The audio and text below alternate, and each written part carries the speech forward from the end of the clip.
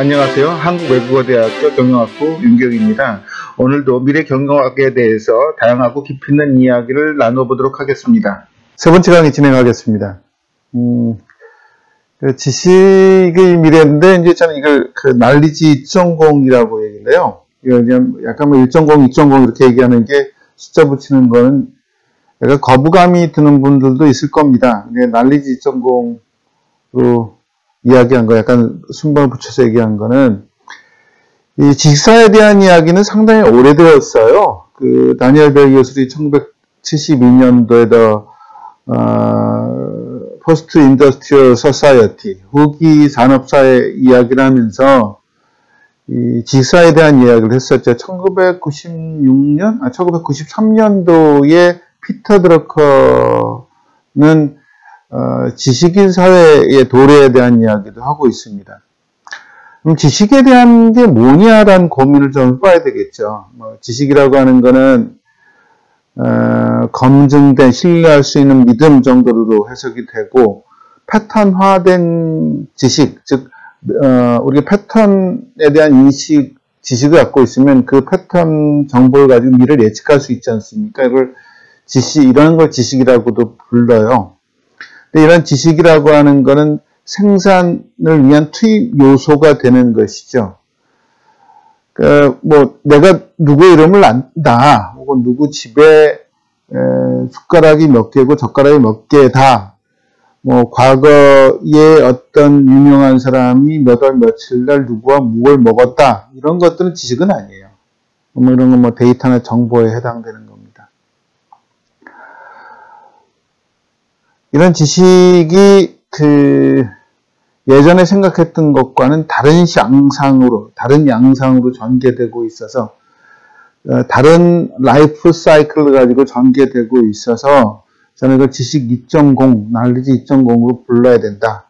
데니엘 베슬 교수나 혹은 엘빈 토플러가 생각했던 거나 피터 드러커가 생각했던 것과는 다른 양상으로 전개되고 있다라고 생각하고 있기 때문에 날리지 2.0이라고 얘기를 하고 있습니다. 그래서 이 날리지 2.0 찾으시면 아마 날리지 매니지먼트 시스템 이런 얘기가 나오긴 하는데, 구글링을 해보면 이런 어떤 새롭게 좀 접근하려고 했던 거는 아마 제가 고민한 것밖에 안 나올 거예요. 그만큼 약간 범용성은 없을 수 있지만, 우리가 그냥 지식사회라고 하는 부분에 대해서 좀 더 천착해서 고민해보고, 지식이 라이프 사이클이 어떻게 전개될지 보는 부분에서는 충분히 유의미하다고 보고 있습니다. 그래서 그렇게 좀 보시고요. 이거 갖고 좀 얘기를 좀 진행을 해보도록 하겠습니다. 이 날리지 2.0에 관련된 얘기는 어떻게 보면 4차 산업혁명하고도 연계가 돼요. 지난번에 이제 4차 산업혁명에 대한 것들이 클라우스 슈밥이 정의했던 것은 독일의 인더스트 4.0을 이어받았지만, 그 동인이 바이오테크놀로지나 나노테크놀로지하고 같이 연계해서 근본적 사회가 변혁이 올 거라고 전망했다라고 얘기를 했었죠. 근데 나노테크놀로지, 바이오테크놀로지, 그 다음에 카그니티브 혹은 IT 테크놀로지에 관련된 것은 1990년대 이미 MBIC 융합에 대한 부분에 대해서 미국 쪽에서 얘기가 됐었던 거예요. 그리고 1996년도에 예치켈 드로우 교수가 유사한 얘기를 하면서 21세기를 벗어나서 22세기로 바로 건너가 뛰어가고 싶다라는 얘기를 했었죠. 21세기는 이런 상당히 혼란의 세대일 거다라고 얘기를 했었던 내용이기 때문에. 그래서 제4차 산업혁명에 대한 근본적인 이야기들은 클라우스 슈밥이 얘기했다기보다는 그 전에 많은 고민이 있었다라고 봐야 됩니다. 어쨌든 그렇고요. 근데 이제 제가 제4차 산업혁명과 디지털 트랜스포메이션이 사실상 이음 동의어라고 얘기를 했었지 않습니까? 인더스트 4.0이 인더스트리얼 인터넷 오브 띵스, 산업용 사물 통신하고 연계된 이야기고요.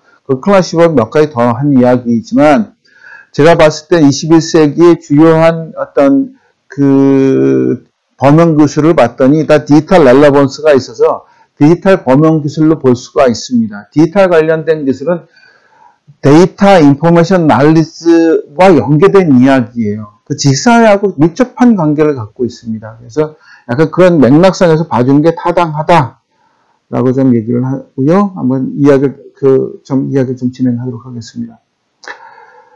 이건 뭐 그 아쉬운 얘기죠. 동업혁명, 1차 산업혁명 얘기는 넘어가도록 하겠습니다. 그래서 우리가 DIKW 체계를 한번 봐야 돼요. 여기 지금 보여주는 건 DIK 인사이트 위즈덤의 체계를 보여주는 거예요. 그래서 보통 인사이트라고 하는 게 좀 하나 껴넣기도 안 넣기도 하는데 좀 더 상세하게 넣는 거죠.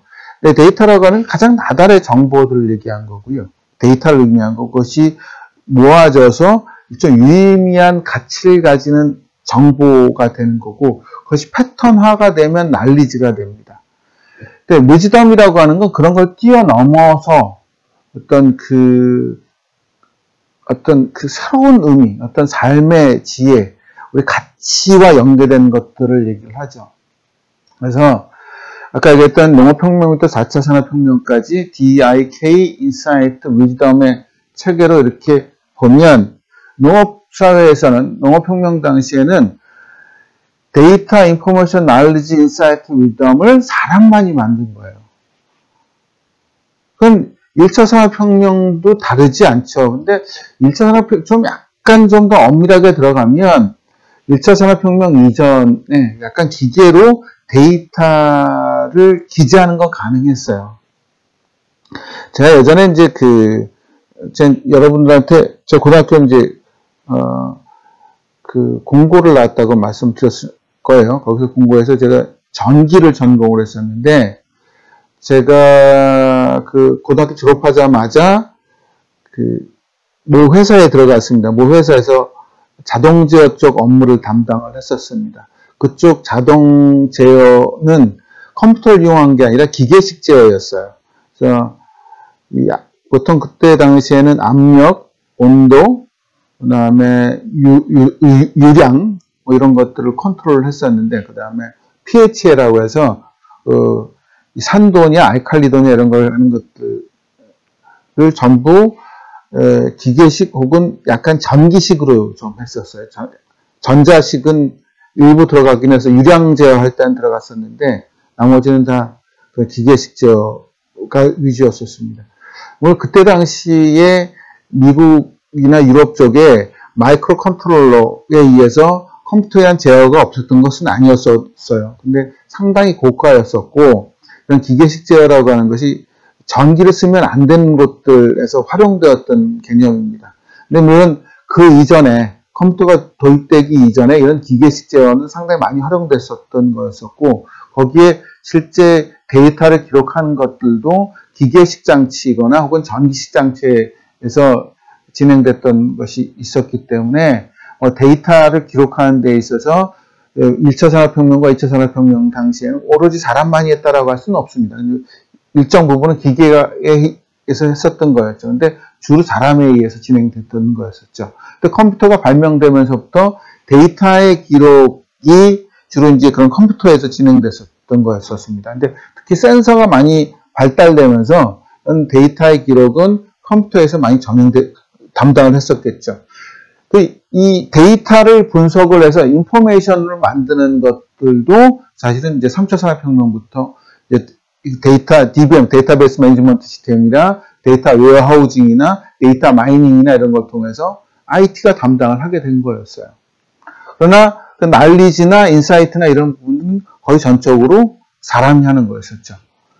근데 4차 산업혁명이 진행되면서 데이터 인포메이션이 당연히 이제 보다 더 많이 컴퓨터화에서 진행을 하게 되겠죠. IoT, 사물통신이 발달되면 갈수록 데이터 부분들도 더 많이 이렇게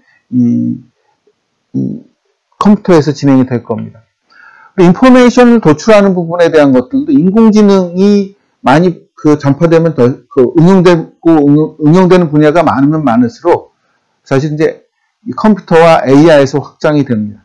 난리지 부분에 대한 것들, 즉 우리가 패턴을 인지해서 패턴의 법칙을 찾아내는 것들도 컴퓨터, 인공지능이 도입되면 될수록, 인공지능이 발달되면 발달될수록 이게 좀 더 많은 지원을 받게 돼요.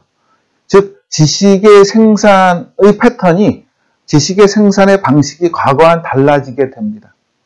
인사이트도 마찬가지죠. 그런데 위즈덤만은 사람이 담당을 하게 돼요. 지혜만은.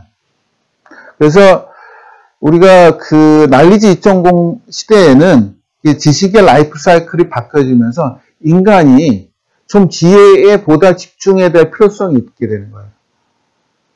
그러니까 제3차 산업혁명에 있어서는 지식을 반드시는 아니라 거의 다 사람이 만들었었기 때문에 지식사회라고 하면 지식에 보다 집중하는 상태가 되는데 실제 이 4차 산업혁명하고 디지털 트랜스포메이션이 되면서 지식의 주 생산자 사람이겠지만 AI의 지원을 받아서 생산성이 상당히 높아지게 되는 상황이 벌어집니다.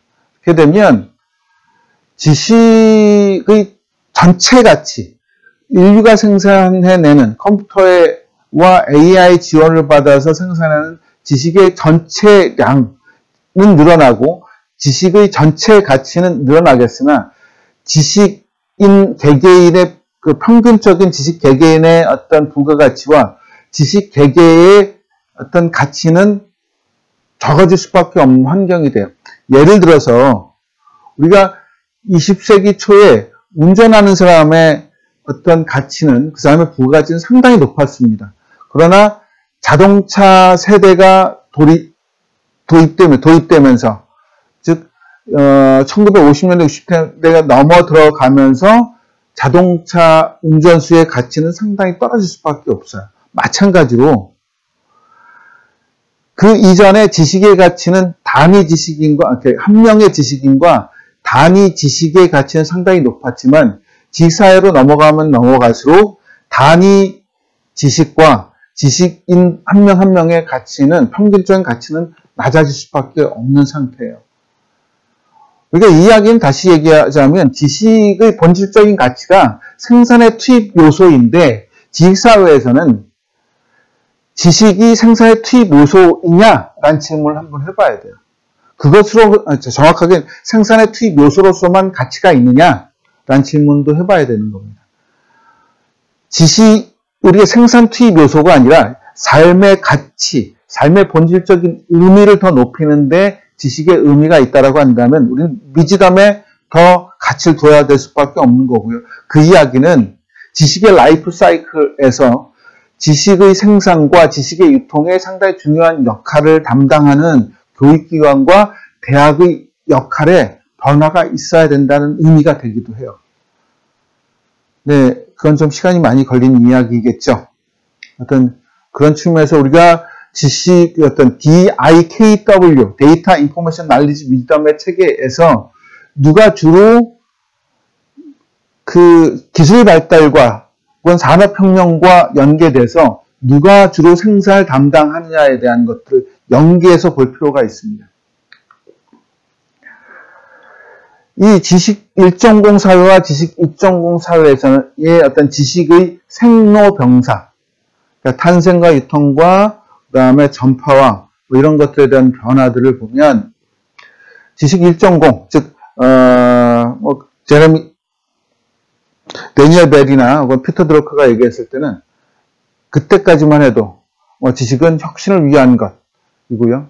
그 다음에 날리지 2.0세에서는 지식의 탄생은 포스트 인텔렉츄얼 디자인에서 후기 지적 설계라고 하는 것들 생각해 봐야 돼요. 지식 2.0에서는 자동보험역기, 그러니까 혁신의 상시화, 지식 생산 자체가 상시화되는 것이죠. 지식 1.0에서는 지식이라고 하는 건 대학이라든가 특정한 연구소라든가 이쪽에서 집중되어 있는 것이고 특히 기업 연구소에서나 기업의 R&D 쪽에서는 이 지식의 만드는 것 자체는 상당히 도전적인 게 되는 것이죠. 지식 2.0에서는 상시화된 상태가 됩니다. 유통 분야에서는 이 지식 1.0은 출판물이나 이렇게 진행이 되겠죠. 근데 물론 인터넷이나 이런 것도 발달해서 유통이 강화되긴 했었지만 지식 2.0에서는 인공지능에 의해서 내가 필요한 지식의 검색이 되고요. 인터넷에서 쉽게 전파가 되는 상태가 됩니다. 그 다음에 전파 부분에서 이 지식 1.0에서 전파한 도제관계나 이렇게 중심으로 되고 또 기능 중심 교육이 되고 학교와 연구소 중심의 지식이 전파가 되지만 지식 2.0에서는 가상현실 교육, 온라인 교육, 인공지능에 의해서 개인교사 이런 것들이 되는 것이고요. 이 지식관광기라고 하는 측면을 본다라고 한다면 이 실제 지식 1.0에서 보았을 때 하더라도 1920년, 20세기 초와 20세기 말에 지식관광이 상당히 짧아집니다. 지식관광기라고 하는 건 유효한 지식의 반이 무효화되거나 쓸모없는 것으로 되는 혹은 잘못된 것으로 입증되는 기간을 의미해요. 그 엔지니어링 분야에서 20세기 초에는 한 30년 정도가 됐는데 20세기 말에는 10년 언더로 떨어져요.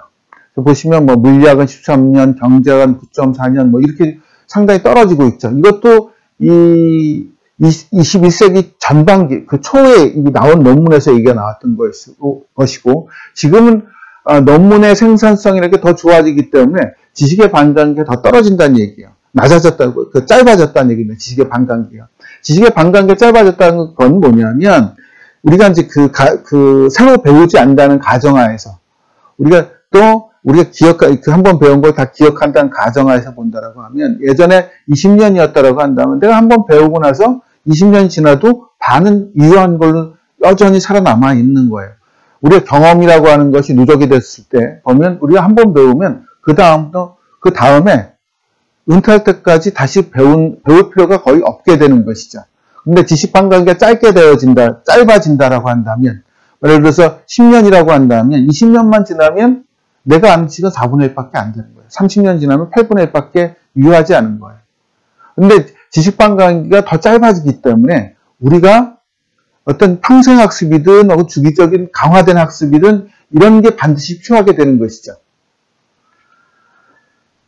어떻든 이 지식 이전공에서는 지식 폭발적 증가와 지식의 가치의 어떤 그 단위 지식의 하락 이런 부분들을 보고 우리가 접근을 해야 된다. 그리고 지식이 우리가 너무 단위 개개의 지식에 매몰될 게 아니라 지혜의 관점에서 융합적 지식을 우리가 좀 더 고민해 봐야 된다라고 하는 것이고요. 포스트 인텔리전트 디자인이라고 하는 거는 내추럴 디자인과 인텔리전트 디자인 두 가지가 있어요. 내추럴 디자인이라고 하는 건 자연 설계죠. 진화에 의해서 또 설계가 되는 걸 내추럴 디자인이라고 하는 것이라고 하고요. 인텔리전트 디자인이라고 하는 건 인간의 지적 설계입니다. 내 컵을 만들면 목적을 가지고 컵을 설계하는 거죠. 내 컵을 자연 설계해서 한다라고 하면 상당한 비용이 많이 들겠죠. 근데 인텔리전트 디자인 하면 그 짧은 시간에 내가 원하는 걸 얻을 수가 있을 겁니다. 내추럴 디자인은 무수한 시행착오를 진행해야 되기 때문에 상당한 비용이 들어요. 무수한 시행착오와 그만큼 시간이 걸리죠. 그렇지만 장점이 그 시간이 걸린 만큼 무수한 시행착오를 거친 만큼 상당히 상대적으로 완벽합니다. 우리의 눈의 구조들 같은 거, 우리 인간의 뇌 이런 것들이 내추럴 디자인의 모습이죠. 이걸 인텔리전트 디자인을 하기는 상당히 어렵지 않겠습니까? 인텔리전트 디자인의 장점은 짧은 시간에 목적한 바를 이룰 수가 있어요. 단점은 완벽하지 않다는 거예요. 그러면 포스트 인텔리전트 디자인이라고 하는 것은 이런 무수한 시행착오와 지적 설계를 합치는 걸 포스트 인텔리전트 디자인이라고 합니다. 현재 설계 같은 경우에서는 제너러티브 디자인, 생성 설계 같은 걸 이용을 하거나 하는데 이런 것들이 대표적인 지적 포스트 인텔리전트 디자인에 해당되는 겁니다. 포스트 인텔리전트 디자인의 또 대표적인 사례는 이 2017년도에 현대제철이 한 40%보다 기존 강판보다 40% 정도 강도가 센 재료를 만들어요. 이거는 이 인공지능을 이용을 해서 한 40억 번 정도를 강판의 조성을 만들어서 검증을 하게 해서 가능했던 겁니다. 인공지능을 이용을 해서 음악을 만든다든지, 인공지능을 이용해서 그림을 만든다든지, 이런 것들이 포스트 인텔리전트 디자인의 한 사례가 되겠죠. 물론 포스트 인텔리전트 디자인의 구성 요소는 크게 두 가지가 있어요. 하나는 난수에 의해서, 난수에 의해서 여러 가지 우리가 이제 돌연변이들을 만들고, 그 다음에 자기강화 학습이나 자기강화 학습의 알고리즘에 의해서 이것이 일정 검증을 넘어서야 되는 겁니다. 이게 자기강화 학습 자체는 인공지능의 개념이지만 자기강화 학습을 위한 규칙은 인간이 설정을 하게 되는 것이죠. 인간 연구자와 인공지능이 결합을 해서 포스트 인텔리전트 디자인이 되는 것입니다. 이렇게 됐을 경우에 지식의 생산 속도가 상당히 빨라질 수밖에 없는 상태가 돼요. 그리고 우리 또 질문이 나올 수가 있겠죠. 그럼 다시 인공지능의 소유권 누구한테 있지? 그렇다라고 한다면 포스트 인텔리전트 디자인에 의해서 만들어진 지식의 소유권 누구에게 있어야 되는 것이지 누구에게 있게 되지? 이런 상태에 대한 우리가 질문과 답을 해줘야 돼요. 물론 그 특허권이나 이런 것들은 그런 그 특허를 만들기 위한 만드는 어떤 투자비와 그 이상의 이익을 보장함으로써 특허 지적 생산을 활성화시키기 위한 제도적 보장, 어떤 경제적 이인에 대한 제도적 보장을 해주는 것이죠. 네. 좀 더 복합적으로 좀 다양한 어떤 이런 제가 얘기했던 것들을 같이 고민해서 어떤 특허 제도들의 보완도 필요할 수 있습니다. 자동 번역기도 상당히 우리가 그 언어적 장벽을 벗어나서 지식의 확정과 지식의 연계에 상당히 도움이 되죠. 우리가 그 다른 나라 상황을 상당히 모를 수가 있지 않습니까? 근데 구글 번역기나 이런 걸 통해서 우리는 다른 나라의 어떤 보고서라든가 다른 나라의 상황을 쉽게 이해를 하고 그걸 통해서 연계지능, 그쪽 상황과 우리 상황을 연계해서 새로운 창발상 같은 걸 촉발할 수가 있습니다. 그리고 그쪽에서 연구했던 것도 쉽게 상당히 빠른 시간에 저렴 비용으로 해석하고 이용할 수 있게 되는 상태이죠. 또 이제 데이비드 라저스 교수가 지식의 상시화에 대한 얘기를 했었어요. 이노베이션의 상시화, 지식의 상시화가 아니라 이노베이션의 상시화, 이노베이션 상시화를 통해서 이게 과거에는 8대2, 현재의 8, 미래의 2, 현재 이노베이션의 8, 임프루먼트의 8, 그다음에 근본적인 디스럽티브 이노베이션의 2를 이제는 2대 8, 현재 임프루먼트의 2, 디스럽티브 이노베이션의 8을 투자를 해야 된다라고 하는 얘기를 하고 있습니다. 이것이 그 논거이고요. 지금 이거는 아까 얘기했던 지식반감기가 단축이 되고요. 디지털 이노베이션, 디지털 레볼루션 혹은 디지털 비용의 감소 때문에 이렇게 진행을 해야 된다는 의미고, 제가 얘기했던 그 근본적인 어떤 디지털 트랜스포메이션의 어떤 근본적인 의미가 혹은 근본적인 전환의 필요성이 여기에 있기도 합니다. 지식의 유통, 이 부분은 좀 넘어가시, 블록체인을 통해서 뭐 특허권이나 저작권 연계될 수 있다라고 하는 얘기고요. 그 다음에 가상현실과 MOOC가 결합이 될 거라고 얘기를 하고 있죠. 지금 코비드-19 때문에 지금 온라인 교육이 상당히 활성화될 것 같고요. 예전에 비해서 좀 더 강화될 거예요. 지금 MOOC에 대한 거는 온라인 오픈 코스죠. MOOC가 대량으로 온라인에서 개방된 교육을 하는 게 MOOC인데, 이 부분에 대한 건 실패했다라고 하는 진단들이 꽤 있었는데, 코비드-19에 의해서 온라인 교육은 상당히 활성화되고 강화될 겁니다. 그리고 나의 전망으로는 초중고에 대해서도 온라인 교육을 일주일에 하루든 한 달에 하루든 강화할 수밖에 없어요. 대학 교육도 일정 수시는 온라인 교육에 의해서 하는 것이 장려되거나 강화될 겁니다. 우리가 플립 교육이라고 하죠. 그래서 실제 온라인으로는 그냥 지식을 전달받고 오프라인에서는 만나서 체험하고 스킨십하고 지혜를 전달받는 형태가 되어야 할 수도 있습니다. 그렇게 진행될 거라고 저는 보고 있는 상태고요. 대학의 역할도 지식의 전달이 아니라 지혜의 전달이 되어야 하고요. 초중고도 단순하게 지식의 전달이 아니라 건전한 시민의 양성으로 전환시켜야 됩니다. 그건 지식만 갖고 전달되지 않거든요. 단순하게 조중고에서 패턴화된 지식은 인공지능을 이용해서 지식을 전달하는 게 더 효과적일 수 있어요. 효과적이고 효율적일 수 있습니다. 그러나 지식은 지식반감기도 문제가 되고 지식은 고정되어 있지 않아요. 우리는 비판적 사고를 통해서 지식의 종속되는 게 아니라 지식을 이끌어 나가야 되거든요. 지식이 주인이 아니라 사람이 주인이 된 사회가 돼야 돼요. 지식사회의 의미는 그거거든요. 과거에는 생산수단으로서의 지식이 상당히 큰 가치를 발휘합니다. 과거에는 지식의 라이프 사이클 자체에 상당히 장애가 있었던 상황이기 때문에 지식 자체가 상당히 가치를 갖고 있었으나 지식사회에서는 지식 자체가 큰 가치를 갖는 게 아니라 지혜가 더 큰 가치를 갖게 되는 사회예요. 지식의 생산성 자체가 좋아지기 때문에 그 지식을 지배하는 사고와 가치가 더 중요해진 사회가 되는 것이죠. 가상현실 관련돼서는 제가 다시 한번 말씀드리겠습니다. 넘어가고요. 그 다음에 하버드에서도 뭐 묵하겠다라고 하는 얘기인데 이건 약간 좀 벗어난 얘기고 어떻든 이 가상현실 기술과 그 다음에 온라인 교육은 강화될 거고요. 그에 따라서 오프라인 교육이 사라진다는 의미는 아닙니다. 오프라인 교육의 가치는 다른 형태로 전환될 거예요. 그게 교사들이 그 부분에 익숙해져야 되는 거죠. 지금 이건 넘어가도록 하겠습니다. 지식반경이 점점 빨라진다라고 하는 거고요. 그 다음에 지금 지난번에도 말씀드렸던 거고요. 이 4차 산업을 지식산업이라고 합니다. 쿼터너리 액티비티스라고 해서 지식산업은 IT, R&D, 교육, 콘텐츠 쪽이에요. 콘텐츠가 점점 늘어나죠. 예술 이런 것들 다 거기 지식산업에 해당됩니다.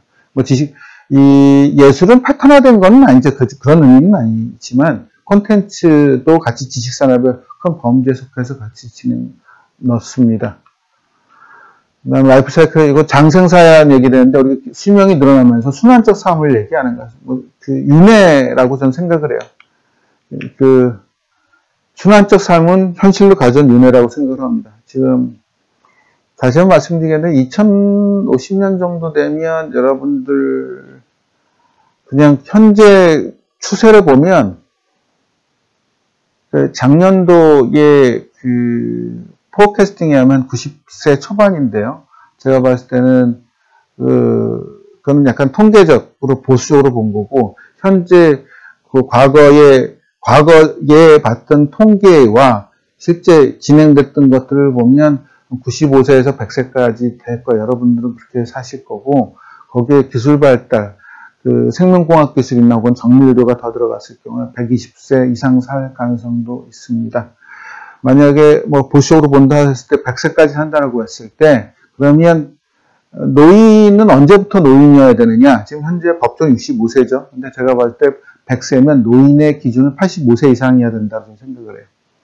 그러면 85세면 우리가 18세부터 85세까지 67년이죠. 그렇게 되면 67년을 사회에서 활동을 해야 된다는 거예요. 그러면 그 생애를 30년이라고 하면 두 번의 어떤 순환적 삶을 살 수 있는 상태가 되는 거예요. 난리 2.0 사회에서 미래 전략은 2대 8에서 8대 2. 현재의 8, 미래 2, 현재 8이 아니라 미래 8, 현재 2로 우리가 좀 투자 전략을 바꿔야 된다. 융합을 해야 되기 때문에 사일러 문화를 철폐해야 된다. 계단식이 아니라 레티스 구조. 조직의 레티스 구조라고 하면 어떤 지식이라든가 이 승진 구조가 사다리 타듯이 수직적으로 올라가는 게 아니라 격자 구조처럼 다양하게 섭렵하고 발전할 수 있도록 가신 조직으로 가야 된다. 그 다음에 진짜 미래를 위해서 미래 리스크를 적극적으로 포용할 수 있도록 해야 된다. 비판적 사고, 협력, 그 다음에 미덕, 성찰성 이런 것들에 대한 우리가 고민을 해야 된다라고 할 수가 있습니다. 비판적 사고, 협력 역량, 성찰성, 협력 역량 이런 것들은 WF의 2020의 어떤 미래 역량에 대한 이야기고요. 우리 미덕, 성찰성 이런 것들은 추가적으로 지혜라든가 삶의 가치에 대한 얘기입니다. 그래서 좀 중언부언한 부분이 좀 있어요. 하여튼 네 번째 주 수고하셨고요. 우리 토론 관련된 거 반드시 좀 해주세요. 좀 날짜 맞춰서 해주시고, 우리가 절대 평가를 하더라도 여러분의 성실성과 그러니까 여러분들이 어떤 개인적인 역량 이런 어떤 여러분의 지식 수준 이런 것보다도 전 여러분의 성실성, 그러니까 여러분들이 좀 더 얼마나 좀 배우려고 하는 자세에 따라서 성적은 달라질 겁니다. 그래서 좀 시간 맞춰서 또 충분히 좀 잘 해주셨으면 좋겠습니다. 네 번째 주 수고하셨습니다. 감사합니다.